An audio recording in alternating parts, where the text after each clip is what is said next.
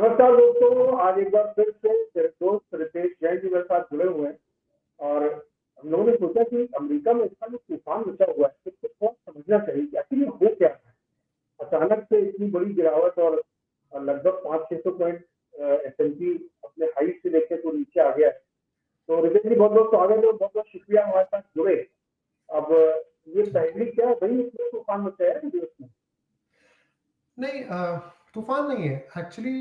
इन लोगों ने हमें पहले से बता दिया था कि ये लोग क्या करने वाले हैं। यूएस ने, अगर आप देखेंगे, पिछली प्रेसिडेंट ट्रम्प की जो टर्म थी उसमें कभी भी बाजार थोड़ा सा भी हिलता था उनका एक ट्वीट आ जाता था।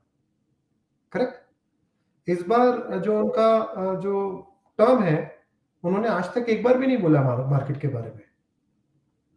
उनका चेंज हो गया है थिंकिंग। उनको ये समझ में आ गया है कि जो इंपॉर्टेंट है उनके लिए वो है 10 year bond yield rather than equity markets. तो यूएस के जो ट्रेजरी सेक्रेटरी हैं स्कॉट बेसेंट, उन्होंने बोला the measure of our success is 10 year bond yield. अगर 10 ईयर बॉन्ड यील्ड नीचे जाएगी तो that is our measure of success. Secondly, आप खुद ही देख रहे होंगे अपने आसपास, यूएस हर जगह से विड्रॉ कर रहा है, चाहे वो नेटो हो या हर जगह से लड़ाई क्रिएट, हमारे दिमाग में हम लोग बोल रहे हैं लड़ाई क्रिएट कर रहा है, राइट। वो क्यों? जबकि सारी की सारी कैपिटल तो यूएस में इन्वेस्टेड है। सबने अपनी कैपिटल यूएस में इन्वेस्ट करी थी ना, because of US exceptionalism, reserve currency, deep most liquid markets. US का ही फिस्कल डेफिसिट बहुत ऊपर था, यूएस का डेट टू जीडीपी भी बहुत ऊपर था। अभी यूएस बोलता है मैं इसमें से कुछ नहीं करना चाहता, मैं अपना डेफिसिट नीचे करना चाहता हूं, मैं अपना डेट टू इक्विटी नीचे करना चाहता हूं, क्योंकि मेरे कोई बॉन्ड्स नहीं खरीद रहा है, मुझे अपनी मैन्युफैक्चरिंग वापस चाहिए। तो यूएस बेसिकली सबको बोल रहा है भाई तुम्हारी कैपिटल अगर मेरे यहाँ है ना तो प्लीज वापस ले जाओ। तो आप अपने सामने देख रहे होंगे ईयर टू डेट, समझ लीजिए max 7 is down 4%, but rest of the world equity is up 6.5%। तो प्रॉब्लम इसकी है, ये 11% का आउट परफॉर्मेंस है year to date, and all simply because of one reason.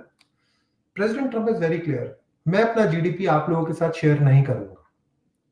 अगर आप अपना जीडीपी दुनिया के साथ शेयर नहीं करोगे तो दुनिया अपनी एक्सेस कैपिटल यूएस में नहीं डालेगी।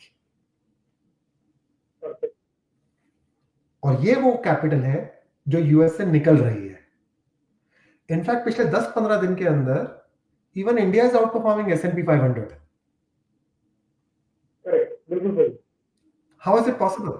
मतलब आपने देखा पिछले 4-5 साल में, तो पिछले 5 साल में max 7 has beaten world equity markets x of US by almost 30-40%. Year to date, it is massively underperforming, all because of the new changing landscape, economic and political landscape in US, which is clearly telling everybody, अपनी capital please ले जाओ। हमें तुम्हारी capital अपनी financial markets में नहीं चाहिए, हमें तुम्हारी कैपिटल सिर्फ जॉब क्रिएट करने में चाहिए हमारे देश में। तो अच्छा रितेश जी, ये जो हम लोग देख रहे हैं इस समय, एक रिपोर्ट में पढ़ रहा था कि वैल्यूएशन वाइज भी वहाँ का मार्केट अपने लॉन्ग टर्म एवरेज से लगभग दुगना है जी। 35 इस समय तक 34 होगा जो उनका टेक रेशियो है, और लेकिन ये इस वजह से क्योंकि उसके स्टॉक को उन्होंने पूरे मार्केट को ड्राइव किया है। तो कुछ लोग ये थ्योरी दे रहे हैं कि स्टॉक में बड़ी गिरावट आएगी जिसकी वजह से S&P नीचे आएगा और ये पैसा फिर बाकी जगहों पे रीडिस्ट्रीब्यूट होगा। तो कैपिटल ऐसे ही मूव होती है। ये पैसा जो है वो हाइड कर रहा था, ऐसा हाइड कर रहा था कि ये 6-7 कंपनीज की मार्केट कैप कुछ $15 ट्रिलियन हो गई। ओके, अभी ये पैसा उसमें से निकल रहा है, जहां पर ओवरवेट होता है ना पैसा, सबसे पहले वहीं से निकलता है। और you can consider max 7 as Wall Street and small cap companies and other companies as Main Street. President Trump की पॉलिसीज बोलती हैं कि मुझे वॉल स्ट्रीट से कुछ लेना देना नहीं है, मुझे अपने मेन स्ट्रीट की I have to look after only my main street. So ये जो पैसा होल्ड हो रहा है मैक्स 7 में, ये वहां से निकलकर काफी जगह जाएगा, एंड इट इज पॉसिबल वो यूएस स्मॉल कैप में जाए, रेस्ट ऑफ द वर्ल्ड में जाए, चाइनीज मार्केट आपने देख ली होंगी, यूरोपियन मार्केट्स में जाए, यूरोपियन स्मॉल कैप में चला जाए। सो ये पैसा यूएस से निकल रहा है और मैक्स 7 से सबसे ज्यादा निकल रहा है ये पैसा, और यूएस मार्केट्स ओवर वैल्यूड है। So this is a combination of both the things, over valued market plus the president of United states is saying I don't need your money. तो रितेश भाई, क्या ये लोगों को अंदाजा या समझना सही है कि अभी यूएस में जो तूफान शुरू हुआ है ये अभी बिल्कुल इनिशियल स्टेज में है, काफी बड़ी गिरावट की आशंका है, मतलब हो सकता है कि S&P 5,000 के नीचे जाए, 42-44 तक जा सकते हैं, इतनी बड़ी गिरावट आ सकती है। देखिए दो तरीके से पैसा निकल सकता है, हो सकता है कि ये साइडवेज रहे, यू नो, पता चले धीरे धीरे धीरे पैसा निकल रहा है साइडवेज पैसा, क्योंकि इनके पास पेंशन वगैरह के फ्लोज तो आते ही रहते हैं यूएस के अंदर, 401 के फ्लोज आते हैं, इंडिया में एसआईपी फ्लोज आते हैं ना, ऐसा तो है नहीं कि सब बंद हो जाता है। ये पैसा हो सकता है धीरे धीरे निकलता रहे और यूएस कहीं ना जाए कहीं सालों तक, और rest of the world keeps on moving up. This is one way. The other thing which you are absolutely right, पैसा हो सकता है कि ओवरनाइट निकले, लेकिन मैं ये नहीं मानता हूं क्यों क्यों निकले, क्योंकि पिछले 10-12 साल से सारे फंड मैनेजर्स एक ही चीज से कंडीशनड है, बाय द डिप, कि जब भी बाजार गिरे खरीद लो, बाजार ऊपर ही जाएगा।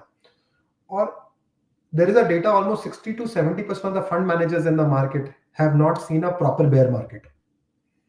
ये वही है जो पिछले 10-15 साल के अंदर नए फंड मैनेजर्स बने, उन्होंने यही मार्केट देखी है।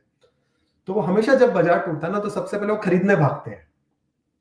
तो it is what you are finding is suddenly knee-jerk reaction of lot of money who wants to get out, but I believe it is possible ये पैसा डाउ जोन्स कहीं ना जाए, S&P थोड़ा नीचे जाए और नास्डैक काफी नीचे जाए, because Dow Jones I consider as real economy, S&P has 35% weightage of tech companies and Nasdaq is 100% tech companies, okay।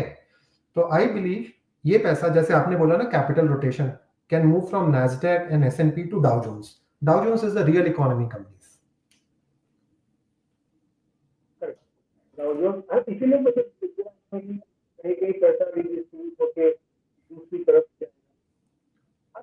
ये अभी जो मैंने 2-3 स्लाइड चलाई थी, उस स्लाइड में हमें ये देखने को मिल रहा था कि बहुत सारे जो वहाँ के इन्वेस्टर हैं अमेरिका के, उनमें जो ज्यादातर लोग अभी भी डिनायल के मोड में। तो वो ये सर्वे कहता है कि 53% अमेरिकन एक्सपेक्ट की स्टॉक प्राइसेस 25 में और बढ़ेंगी, और ये जबकि लॉन्ग टर्म एवरेजेस की जो थिंकिंग होती है इससे काफी ज्यादा है जी। तो उसके पीछे कि बहुत ज्यादा टैरिफ लगाएंगे तो हमारे यहाँ पैसा और आएगा, और मेक इन अमेरिका, मागा, ये सब कर रहे हैं, तो उसकी जो दिक्कत ये इतनी महंगाई मार्केट में था, ओवर वैल्यूएशन की बात थी, लोग वहां के जनरल लोग वहां पे अभी भी नहीं मान रहे कि मार्केट उतनी बुरी तरीके से गिरेगा, जबकि वहां के लोगों को जो इक्विटी में एलोकेशन होना चाहिए था वो भी काफी ज्यादा ऊपर पहुंच चुका है। तो क्या ये मानना चाहिए कि ये जो डिनायल वाला मोड है ये कुछ दिन में हवा हो जाएगा और तब उनको समझ में आएगा कि वो लोग बड़ी गलती कर रहे हैं?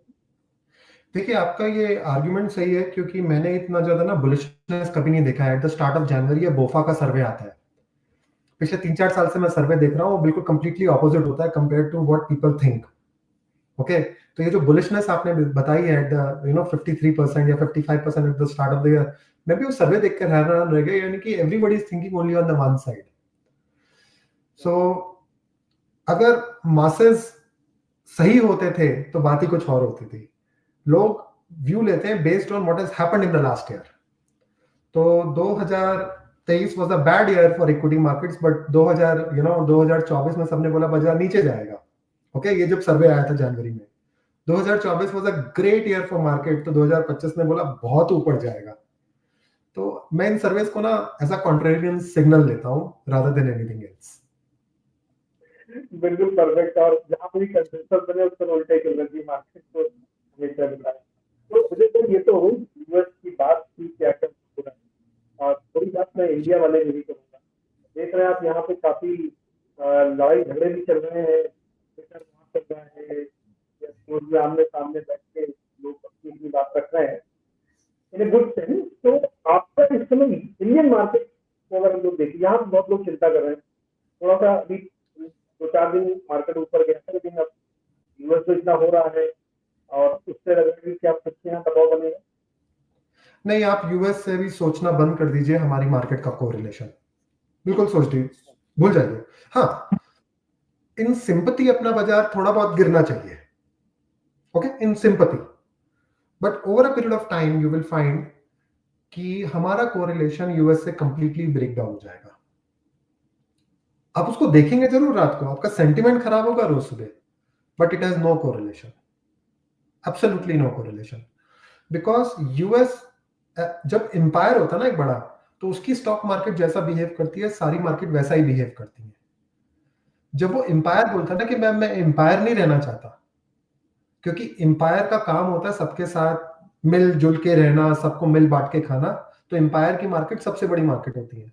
अभी वो एम्पायर बोलता है मुझे मार्केट एम्पायर रहना ही नहीं है, तो हर एक मार्केट जो होगी वो अपने खुद के मेरिट्स पर होगी, चलेगी। तो आई थिंक उसको कोरिलेशन छोड़ दीजिए। हाँ, जैसे अभी मैंने बोला, आज 3% अगर यूएस मार्केट टूटा है, तो आपका 1% इन सिंपैथी जाए बनता है, ओके। लेकिन आप मुझे उसके बोले यार 3 मूव हुआ है, क्या हमारा भी 3 होगा? मैं बोलता हूं जब से प्रेसिडेंट ट्रंप का ये टर्म आया है 20 जनवरी, इनफैक्ट आप पिछले 1 महीने 1.5 महीने से डेटा लगाकर देख लीजिए और कोरिलेशन लगाकर देख लीजिए। इनफैक्ट मेरे पास नंबर है पिछले 8 या 9 दिन से, 9 स्ट्रेट ट्रेडिंग सेशन से Indian markets are now outperforming S&P 500। Poland is up 20% year to date. Poland is up 20% year to date. World equity markets are up 6.5% year to date. S&P is down 3.5% year to date. तो ये क्या हो रहा है?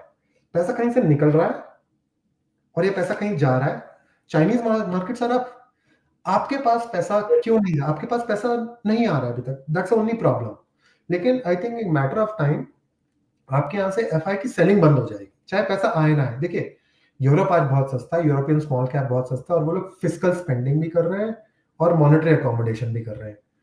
China on the other side is massively doing fiscal spending, right? Latin America वहां पर सस्ता है, तो आपसे ज्यादा बहुत सारी मार्केट सस्ती हैं, ओके। तो पैसा निकल रहा है यूएस से।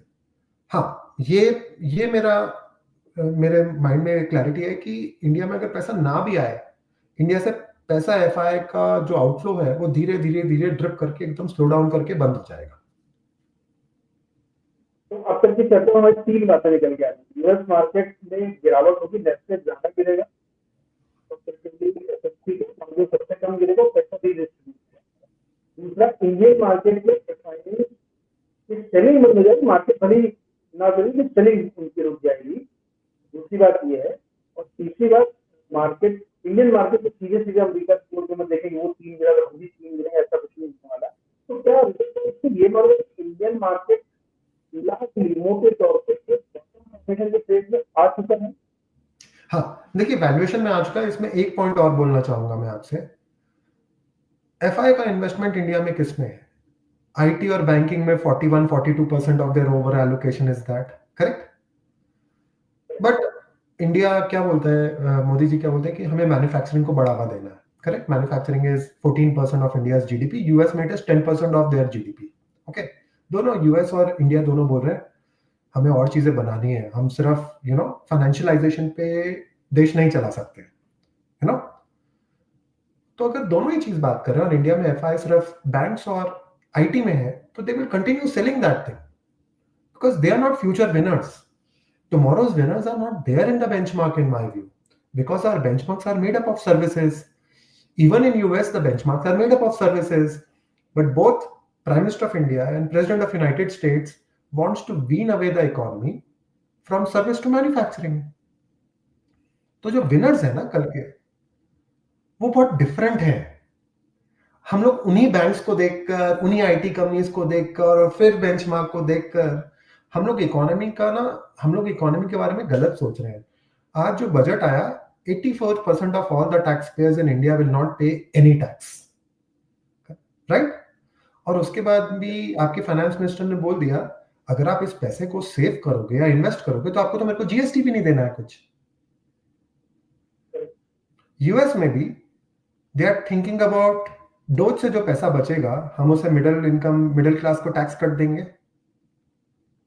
तो प्रॉब्लम किसकी आ रही है? Most of the people are happy. Problem किसकी है? प्रॉब्लम उसकी है जिसके पास काफी सारी एसेट्स फाइनेंशियल मार्केट्स में है, which are generally rich or very rich people. Both in India and in US, power is shifting in US it is shifting from Wall Street to Main Street. In India it is shifting from Dalal Street to Main Street. मतलब मोटे तौर पर ये समझ में आ रहा है कि आईटी और बैंकिंग एंड फाइनेंशियल सर्विसेज जो अब तक के विनर थे अब वो नहीं रहेंगे, विनर दूसरे होंगे जो मैन्युफैक्चरिंग की तरफ से। देखिए, ये बात आप मान के चल रही है कि government is now deciding the fate of the economy. Covid के बाद प्राइवेट सेक्टर तो कहीं भी इन्वेस्ट नहीं कर रहा दुनिया में, गवर्नमेंट ही कर रहा है ना। तो गवर्नमेंट का फोकस जहां होगा, गवर्नमेंट बोलेगा आप कंज्यूम नहीं करो और प्रोड्यूस करो। मैं चाहता हूं कि आप पहले प्रोड्यूस करो और बाद में कंज्यूम करो। तो मैं तो गवर्नमेंट की सुनूंगा ना इन्वेस्टमेंट पॉइंट ऑफ व्यू से, क्योंकि गवर्नमेंट ही देश को चला रहा है। वो सही है या गलत है वो दूसरी बात है। यूएस में government expenditure is 35% of US economy. In Europe it is 50%। In India it is now 29%। 30% of the country तो गवर्नमेंट एक्सपेंडिचर है। प्राइवेट सेक्टर का तो रोल ही खत्म हो चुका है। तो हम लोग क्यों सोचते हैं अपने हिसाब से कि ये होना चाहिए, जबकि गवर्नमेंट हमें बोल रही है, मैं तुमसे बोल रहा हूं वैसे होना चाहिए। गवर्नमेंट एक सेक्टर से पैसा निकाल रही है, दूसरे सेक्टर को पैसा दे रही है। आपने पीएलआई स्कीम्स जो बात सुनी होंगी इंडिया में, यूएस में भी they are thinking of incentivising any project above $1 billion. यार $1 बिलियन लेकर आओ, सारे अप्रूवल साथ में लेकर जाओ। करेक्ट। फैक्ट्री कंस्ट्रक्शन स्पेंडिंग देखो यूएस में कितनी बढ़ रही है। वेजेस विल राइज जैसे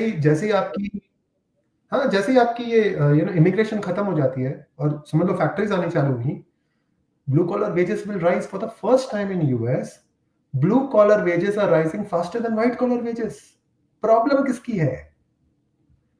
प्रॉब्लम उसकी है जो फाइनेंशियल मार्केट्स में, जो the one who gets his assets, his money out of financial markets rather than the real economy. तो जो बड़ा चेंज आ रहा है उसको रिकॉग्नाइज नहीं कर रहे हैं लोग। जैसा हम लोग कहते हैं कि वैसा भी पॉलिटिक्स की देश कैसे चले, तो आप उसको इग्नोर नहीं कर सकते। सरकार अगर ये कह रही, पॉलिसी ये कह रही है तो उससे आगे कैसे जाए, दिशा उसी तरफ होगी। ये आपको दोबारा क्वेश्चन बोलेंगे? मैं कह रहा हूँ कि अगर पॉलिसीज गवर्नमेंट की जिस तरफ डायरेक्शन दे रही है उससे अलग कैसे जा सकते हैं? बिल्कुल, आप उसके अगेंस्ट नहीं जा सकते। इकोनॉमी की तरफ हो, एसेट्स क्रिएट किए जाए, उस तरफ इकोनॉमी ज्यादा चले, रादर की ये बिल्कुल बैंक फाइनेंस सर्विस इकोनॉमी पूरा फोकस। अरे एकदम अपने आप को सुना होगा, भारत में बड़ी गर्मा गर्म बहस होती, लोग कह रहे हैं कि 5 साल तक 1% भी रिटर्न नहीं बनेगा। ऐसा आपने डिबेट जरूर सुनी होगी। अब मानते हैं इंडिया में बात बोलते हैं 5 साल तक 1% रिटर्न नहीं बनेगा मार्केट। 5 साल तक क्या हुआ? 3% रिटर्न नहीं बना? नहीं बनेगा, नहीं। लोग कह रहे हैं, ऐसी एक चर्चा चल रही मार्केट में कि अगले 5 साल तक इंडियन मार्केट में रिटर्न नहीं बनेगा। नहीं, मैं नहीं मानता। मैं तो ये मानता हूँ ऑन द कॉन्ट्ररी, हमने गलती करी थी जून के बाद जब हमारे इलेक्शंस हुए ना। इलेक्शंस से पहले हमारी स्पेंडिंग बहुत अच्छी थी इंडिया की। इलेक्शन के बाद आपको भी पता है कि there are some places where people won, जिन्होंने फ्री का पैसा प्रॉमिस किया था। इंडियन गवर्नमेंट ने भी फिर वही करा। जब आप फ्री का पैसा देते हो ना तो आपकी spending shifted from good spending to bad spending. Okay, now I am not commenting whether that is a right kind of spending और नॉट। जब when you do a bad spending ना, तो आपकी करेंसी टूटनी चाहिए। Our previous RBI governor did not allow the currency to fall. Okay, तो आपकी fiscal spending गलत हो गई, आपकी करेंसी नहीं टूट पाई और आपके इंटरेस्ट रेट ऊपर थे। आज आप सारी चीजें टैकल कर रहे हो।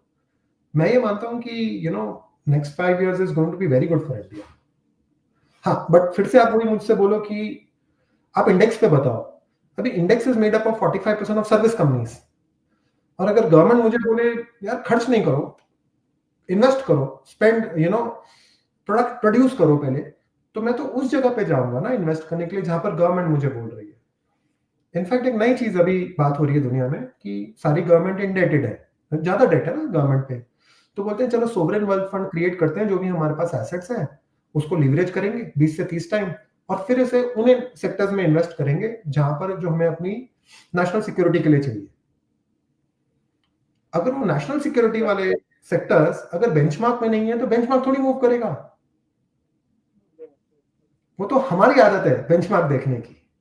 There will be massive winners outside the benchmark, which is happening for the last few years. Even in India, it is happening. अब हमको आदत हो गई है अब सारी चीजें देखने की, ये पूरा एक साथ होना चाहिए, नहीं, only that part of the market where government says I want you to focus on that part of the government of the market, चाहे वो इंडिया हो, यूरोप हो। यूरोप में डिफेंस कंपनीज आपने देखी, they are up 25 to 30% year to date, right? क्यों ऐसा, क्यों सडनली क्या चेंज हो गया? क्यों सडनली कुछ हो गया क्या चेंज? यूरोप ने सिर्फ डिसाइड करा ना, यूएस ने यूरोप को बोल दिया भाई अपना अपना देख लो, अपना डिफेंस खुद ही देख लो। डिफेंस कंपनीज मूव हो गई, पैसा कौन खर्च करेगा? गवर्नमेंट खर्च करेगी ना। It's a simple thought process ना। डीप सीक जब से हुआ, चाइना ने दिखाया डीप सीक कि यार हम भी कंपीट कर सकते हैं एआई में। चाइनीज इंटरनेट तो तभी से चलना चालू हुआ।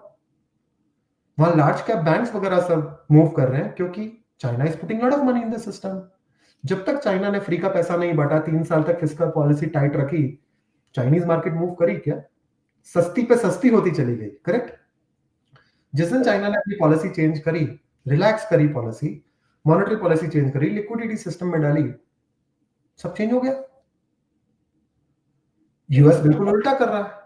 यूएस स्पेंडिंग काट रहा है, डेफिसिट कम करना चाह रहा है। तो हम लोग ये कैसे क्वेश्चन, हम लोग मतलब ये क्वेश्चन क्यों होना चाहिए कि उसकी मार्केट नीचे जा रही है? अरे भाई वो स्पेंडिंग काट रहा है, वो आपको बोल रहा है स्पेंडिंग काट रहा हूं मैं, तो उसका इंपैक्ट तो डायरेक्टली आएगा ना। Government is deciding winners. एकदम सही, एकदम परफेक्ट है। और अर्जेंटीना में देखिए क्या जबरदस्त वहाँ कुछ भी चल रहा है एनर्जी का, तो बढ़िया वहाँ पे एनर्जी बन रही है। तो रिजर्व जो हमारे आम निवेशक है इंडिया में, जो बेचारे इंतजार करते रहते हैं और उनको बहुत सारे लोग ये समझाते हैं कि इंडेक्स देखो, इंडेक्स वहाँ 12% बनता है, 13% बनता है। लेकिन आपके हिसाब से इंडिया में, क्योंकि आपने भी एक्सप्लेन किया कि गवर्नमेंट की स्पेंडिंग, गवर्नमेंट का फोकस किस तरह है, और इंडेक्स से ज्यादा सब देखो आप अच्छे सेक्टर पकड़ो, तो क्या 2-3 चीजें होंगी जो यहाँ पे लोगों को लगता है या उनको पैसे लगाने के बारे में सोचना चाहिए, कंसिडरिंग कि आप बॉटम फॉर्मेशन शुरू? देखिए पहले तो ना पिछले साल तक बाजार महंगा था। मैंने जून में भी इंटरव्यू किया था, India making of a bubble, आज भी वो ट्रू है। उसमें मैंने 2 चीजें बोली थी, या तो we suddenly get a parabolic rise and this bubble burst, और we go for 12 to 18 months of time और price correction, okay, valuations cheap हो जाए और उसके बाद देन यू इन्वेस्ट। मैं ये मानता हूं इंडिया में वैल्यूएशंस रीजनेबल हो चुके हैं। करेंसी थोड़ा सा और टूट जाती थी तो I would have been happy, but वो चीज हैज आल्सो बीन सॉल्व्ड क्योंकि डॉलर टूट गया। या तो आपकी करेंसी टूट जाए, करेक्ट, हमने टूटने नहीं दी थी ना अपनी करेंसी, राइट, 6 महीने तक पकड़ के रखी थी, तो या तो आपकी करेंसी टूट जाए, लेकिन अगर डॉलर टूट गया तो वो भी बराबर हो गई। तो आप मुझसे 6 महीने, साल भर, 2 साल के हिसाब से पूछेंगे with the current policies, I would be happy to buy. In fact for the first time I am recommending people that if you have an SIP, this is a good time to start going for lump sum.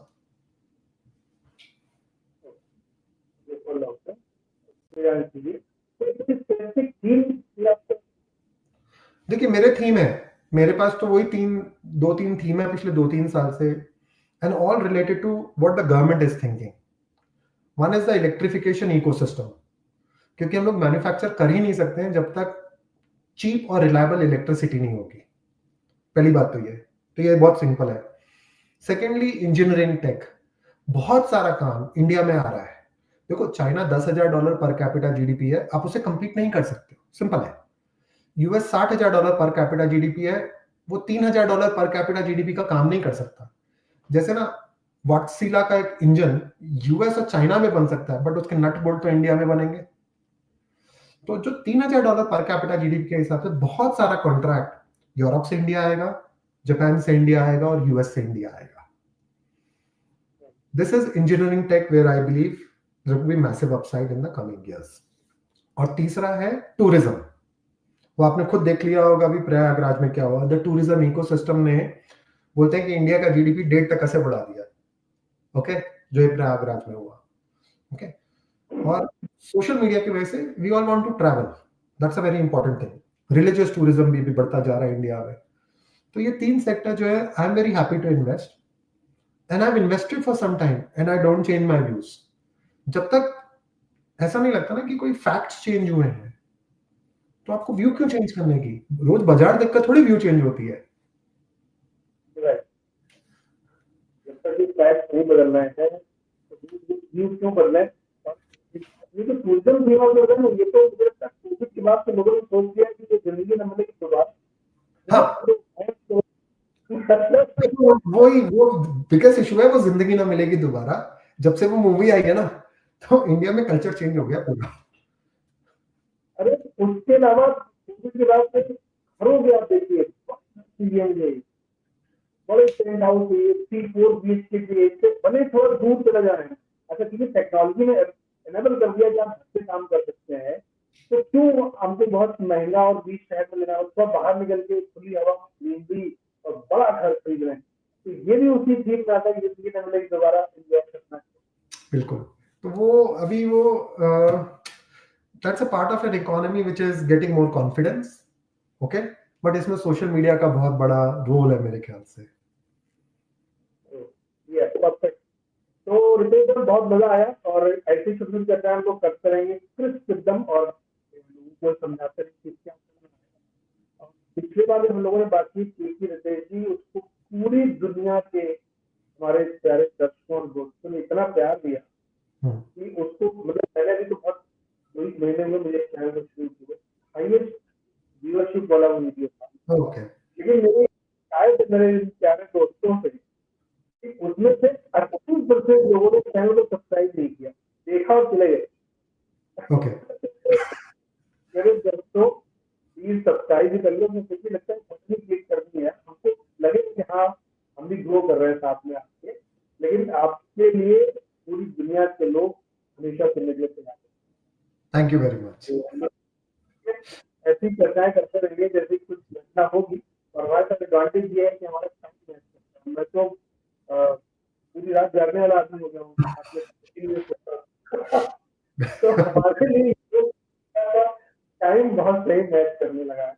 तो हम लोग ऐसी चर्चा है बीच में करते रहेंगे। Sir, बहुत बहुत शुक्रिया सुनने के लिए, और होपफुली आपसे जो बातें कही है उनको लोग सुनेंगे और उसी के अकॉर्डिंगली एक्ट भी करेंगे। तो उम्मीद करते हैं लोगों को उससे काफी फायदा होगा। प्लीज अपनी बात लाइक, शेयर एंड सब्सक्राइब करिए, और रतीश जी को भी बहुत सारा प्यार दीजिए। Thank you so much. Thank you. Thank you.